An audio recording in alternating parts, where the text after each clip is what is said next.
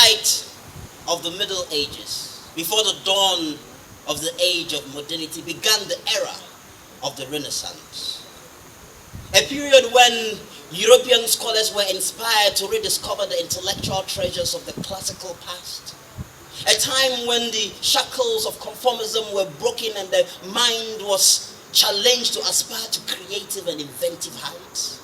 A time when the mystic was jettisoned for the pragmatic, underpinned by the philosophy of humanism, an inquiry into the affairs of the world through science, art, literature, rather than just religion, a precursor to the Enlightenment.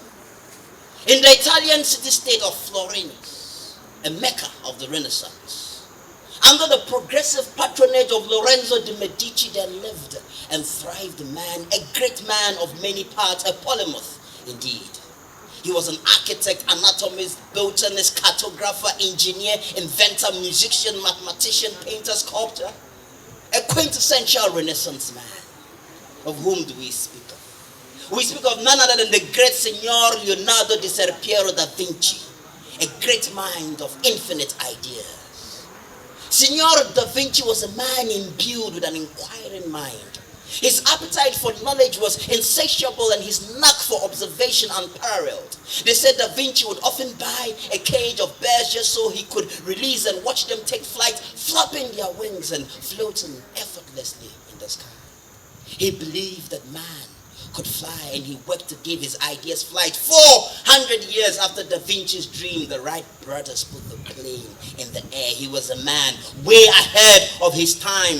The many works he did on architecture, engineering, art have left scholars awestruck for ages. He's described as a man of unquenchable curiosity with a feverishly inventive imagination. But if there's one thing that Leonardo knew, it was that the greatest seed on earth was the seed of an idea. If there is any one thing that Ghana needs today, it is a renaissance. A rebirth of the passion, commitment, and patriotism with which our founding fathers fought for our independence. A rebirth of the spirit of commonality, togetherness, and fraternity that underpinned our traditional societies. An understanding that we cannot continue to conform to the conventions of our development and still expect to progress. IMF here, World Bank there, loans here and loans there, begging for grants here and there. How can you beg your way into prosperity? An understanding that now more than ever we need fresh ideas and fresh strategies to propel our progress. An understanding that in our darkest hours, do our light shine brightest, and our greatest challenges present us with our best opportunities. In Paris, at the Louvre Museum, hangs the most famous painting on earth, the Mona Lisa, described as Da Vinci's greatest work of art and a precious trophy of the Renaissance. Each year, millions of people throng the Louvre just to view the Mona Lisa. Each person is allowed some 15 seconds with the painting.